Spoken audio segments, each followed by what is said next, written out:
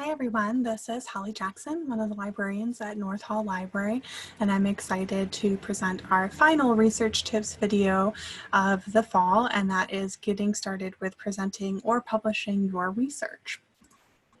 So as you're looking to present or publish, there are a bunch of different ways that you can do that. When it comes to presenting, you can do it at conferences, you can do it for PechaKucha nights, you can do a TED Talk or a YouTube video, you can even present at Mansfield University, potentially at our Showcase of Student Scholarship. And for publishing, you can publish in journals and books, you can publish online, you can make zines, and we're going to talk about what these are, how you can do these different things. So first you might be wondering, well, what could I talk or write about? And honestly, you've probably already dipped into that. So you can do topics that you've written about in class. Maybe you had a paper that went really well and your professor gave you a lot of really great feedback on it, and maybe you can revise that and submit that for publication. Questions you haven't been able to find answers to in your field. Maybe there's something you're curious about and you want to do that research.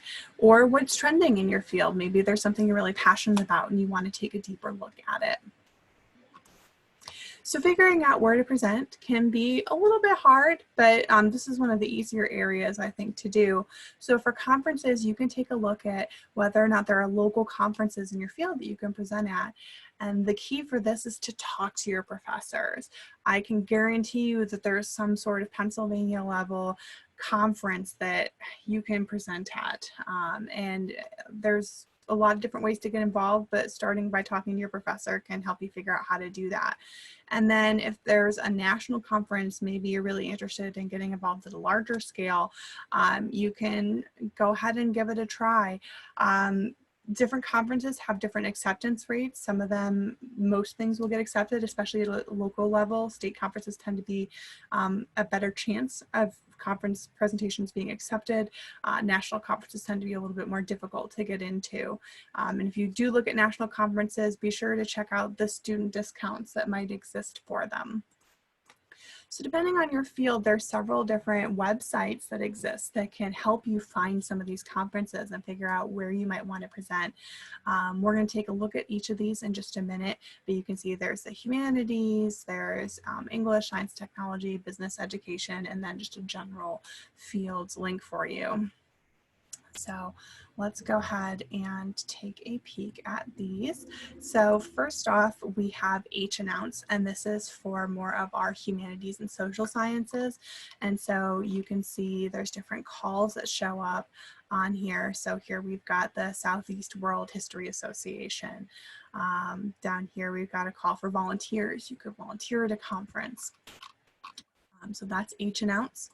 And then CFP, which is run through the University of Pennsylvania, is a great one for English papers. And so you can see there's a list of different topics over on the side. So everything from children's literature, 18th century, film and television, gender studies, different types of professional topics.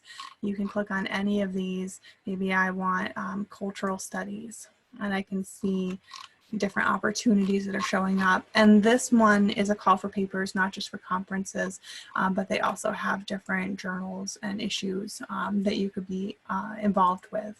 The WikiCFP is a call for science and technology, and you can go down and see we've got young researchers, we've got all these different places.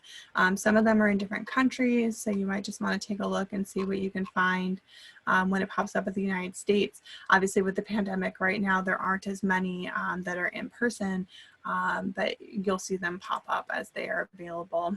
Then we have business conferences and events through Connell. You can see it's broken down by month, and you can go through and see what's going on. They've also got a search up here at the top. And then Kennesaw State has the teaching conference directory, which is helpful for our education majors. So you can see all these different ones that are coming up. They also have a teaching journals directory. So if you're interested in publishing, that might be a great place as well. And then finally, PaperCrowd is a really great general resource that you can take a look at.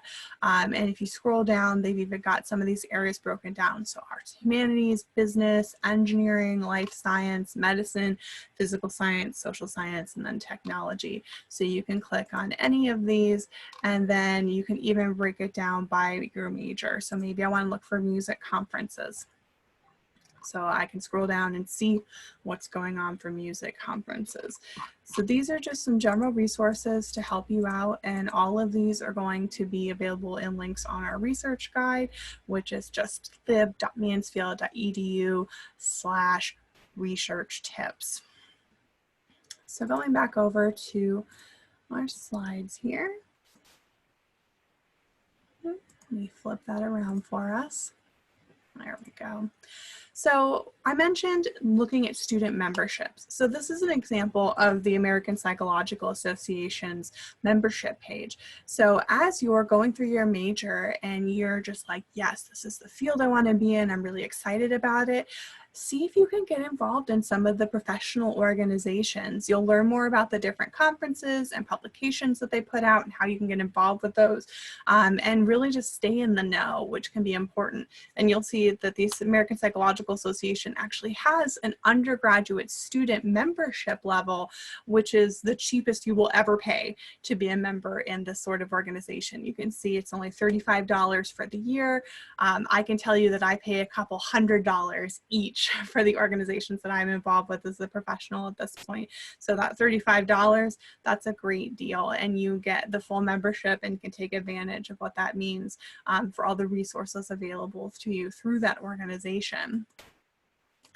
So the other options that I've mentioned aren't as technical.